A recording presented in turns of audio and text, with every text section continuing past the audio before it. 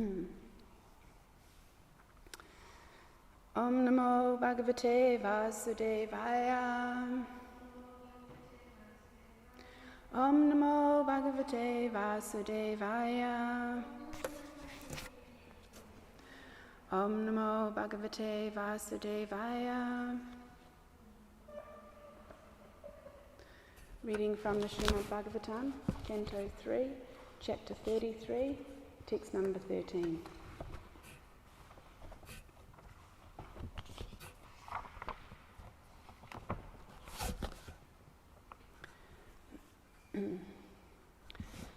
Sachapi Tana Yoktena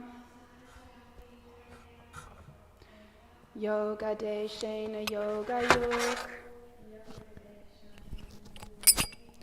Tasmin Ashrama Apide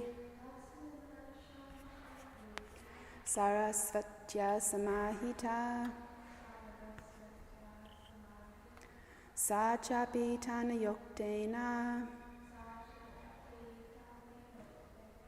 Yoga Deshena Yoga Yuk Tasman Ashrama Apide Sarasvatya Samahita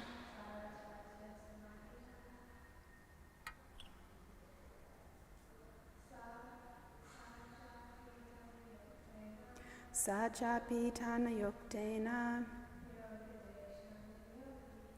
Yoga Deshena Yoga Yuk Tasmin Ashrama Apide Sarasvatya Samahita Sa She Cha and Api also Tanaya by her son Uktena spoken Yoga Adeshena by the instruction on yoga Yoga Yuk engaged in bhakti yoga Tasmin in that Ashrame hermitage Apide the flower crown Sarasvatya of the Sarasvati Samahita fixed in samadhi. Translation and purport by His Divine Grace A.C. Bhaktivedanta Swami Srila Prabhupada. As instructed by her son Devahuti also began to practice bhakti yoga in that very ashram. She practiced samadhi in the house of Kadama Muni, which was so beautifully decorated with flowers that it was considered the flower crown of the river Sarasvati. Purport. Devahuti did not leave her house because it is never recommended for a woman to leave her home. She is dependent. The very example of Devahuti was that when she was not married, she was under the care of her father, Svayambhuva Manu, and then Svayambhuva Manu gave her to Kadama Muni in charity. She was under the care of her husband in her youth, and then her son Kapila Muni was born. As soon as her son grew up, her husband left home, and similarly, the son, after discharging his duty towards his mother, also left. She could also have left home, but she did not. Rather, she remained at home and began to practice bhakti yoga as it was instructed by her great son, Kapila Muni. And because of her practice of bhakti yoga, the entire home became just like a flower crown on the river Sarasvati. Om Jnana Timirandasya Jnanangana Shalakaya Chakshuram Militanyena Tasmai Shri Gurave Namaha. Offer my respectful obeisances to my spiritual master who has kindly opened my eyes with the torchlight of knowledge. I was born in the darkest of ignorance. I offer my respectful obeisances unto him. Hare Krishna.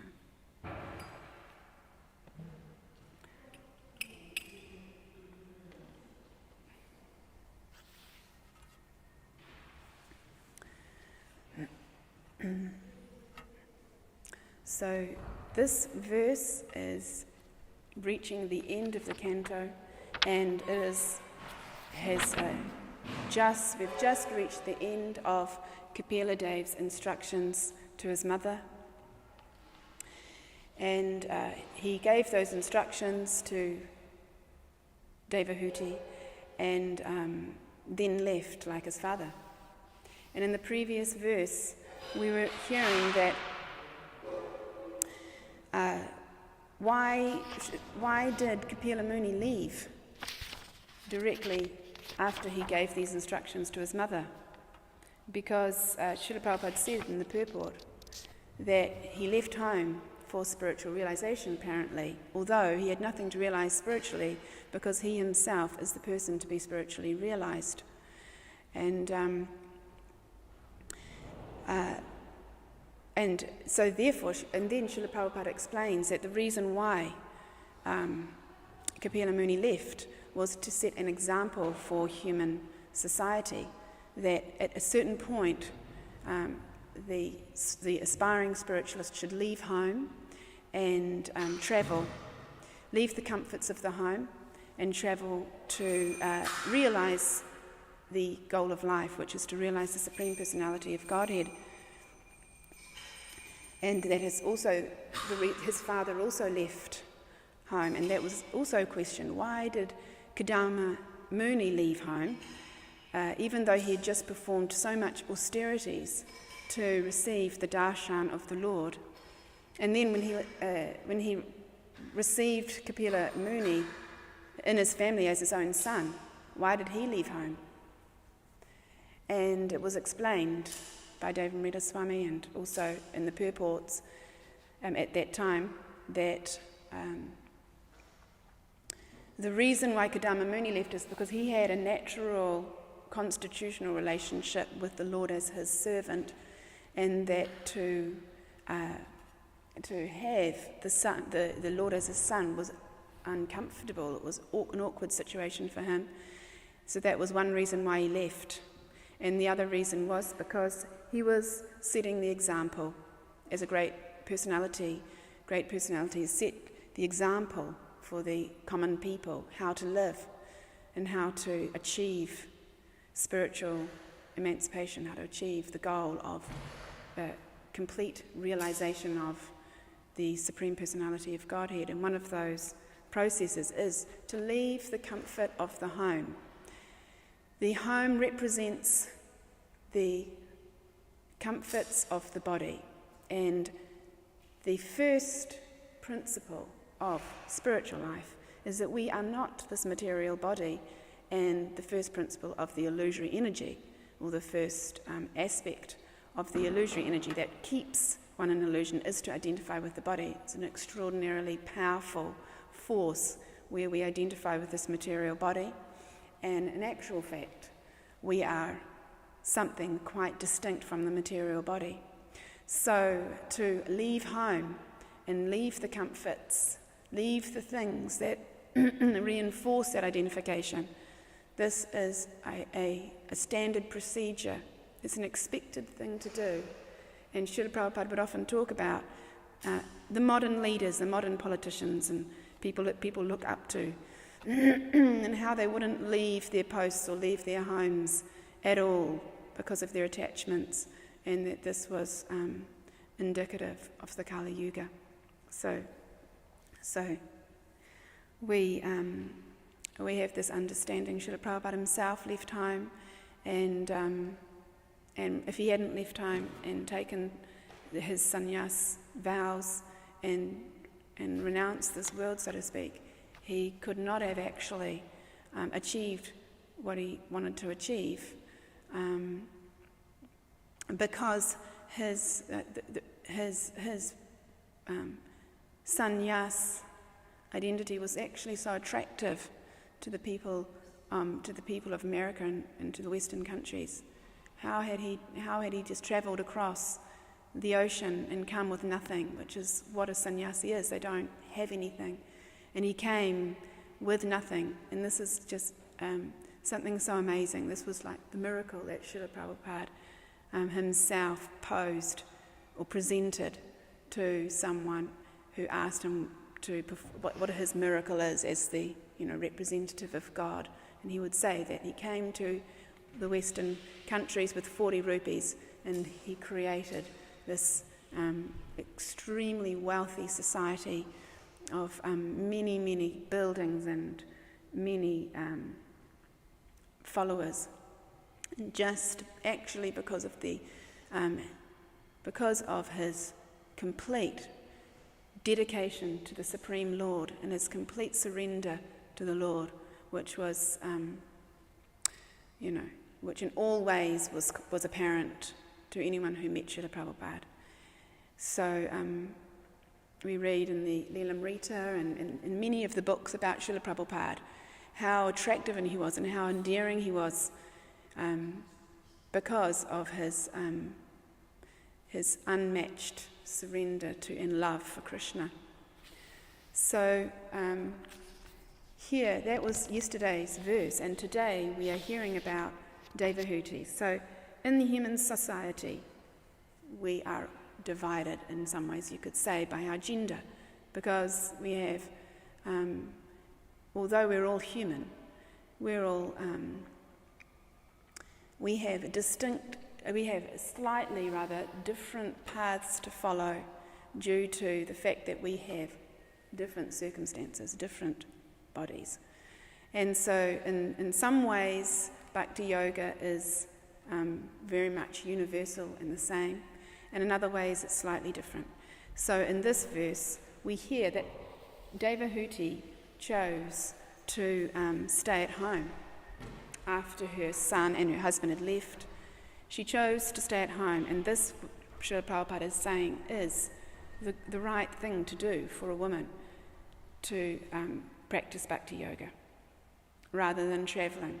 And so we can think, well, how then would she achieve the purpose of the human life if it's just been explained that in order to become free from the bodily comforts, one has to renounce the home?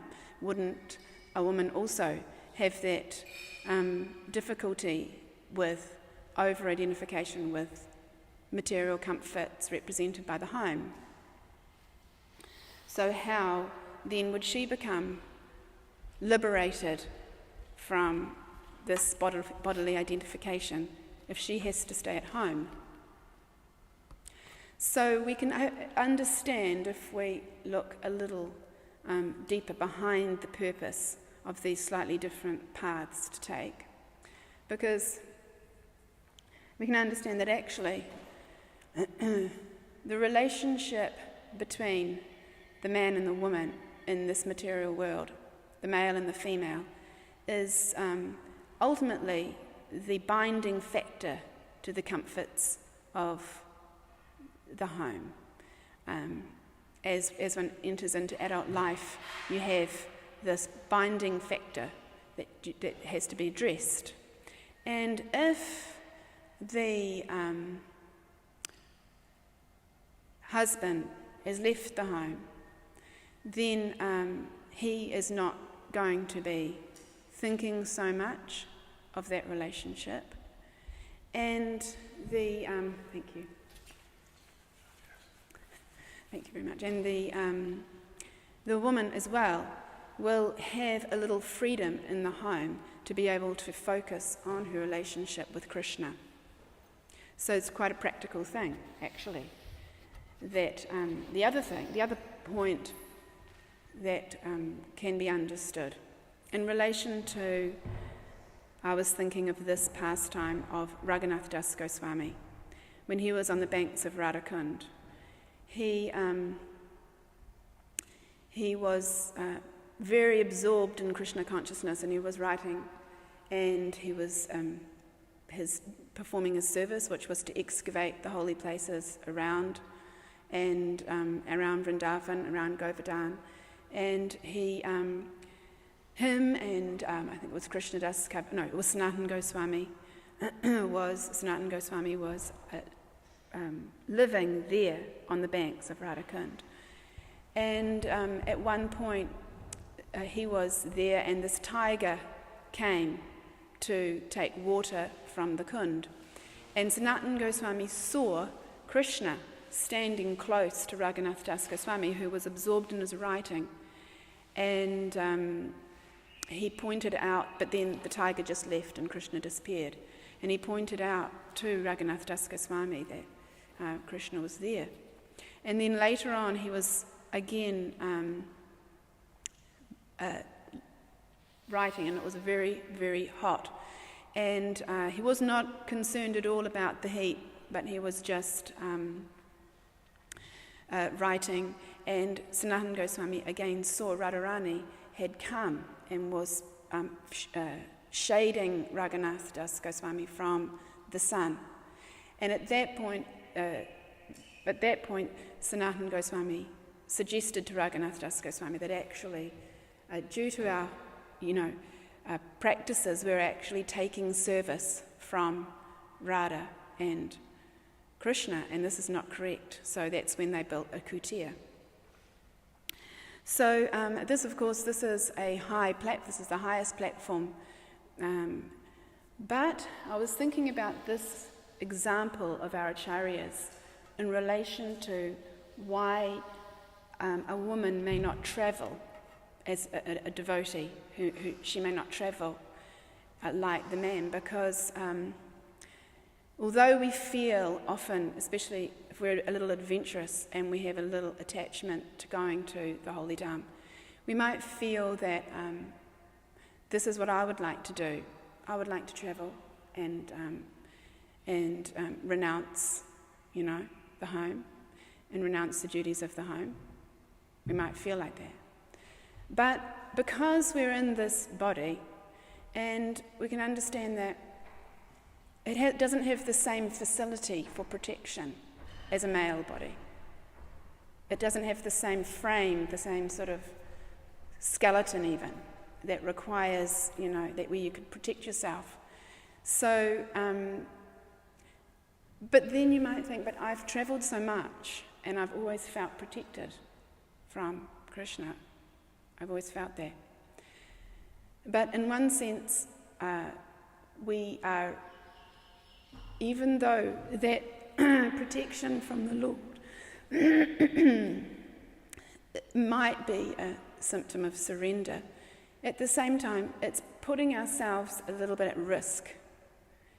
And we may want to come to that point where we think, why should I put myself at risk and expect that the Lord should protect me, when I could avoid such a situation by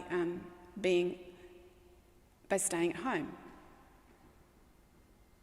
or staying in a protected environment, staying in an ashram, or staying in a temple, and taking shelter of an organised system. And I was thinking about this relation, like an organised society like ISKCON. And I was thinking about this as well in relation to my own daughter, who has travelled a lot. And although now she's, very much settled, but even when she was travelling, I was feeling a little bit. When I travelled, I didn't feel any fear at all. I was never afraid. But when she was travelling, I was a little bit afraid. I was feeling that little bit of fear for her. And I imagine that actually this is the real reason behind this instruction, that the Lord also very much wants to protect us. And he could send someone out to travel the world and feel that person is safe. And perhaps someone else who could travel the world, there may be a little bit of a concern for them. We can understand that when Yamuna Devi chose to live a little independently. Yamuna Devi, she chose that for a certain reason. And when you read that pastime, you can really feel Srila Prabhupada's care and concern for her, and he gave her some rather difficult instructions to follow. That she did follow. And she was protected by following those instructions. She was protected by Srila Prabhupada. And Srila Prabhupada would have had that affectionate, purpose for giving those instructions. And we can only assume quite, confidently that this is the reason why.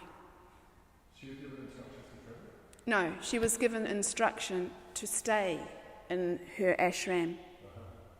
Not to travel. Not to travel, and to live a very humble life. She was given this instruction. Okay, if he selected, I think he selected this woman for her to live with, and he gave them both the instruction to live a very humble life and stay, and that's what they did. That's why she didn't travel much. So we can understand that this is a practical instruction. So also it's said here that she could also have left home, but she did not. Rather, she remained at home and began to practice Bhakti Yoga as it was instructed by her great son, Kapila Muni. And because of her practice of Bhakti Yoga, the entire home became just like a flower crown on the river Sarasvati. So, and also actually, in the word for word, or in the verse here, it says the last line is Sarasvatya Samahita.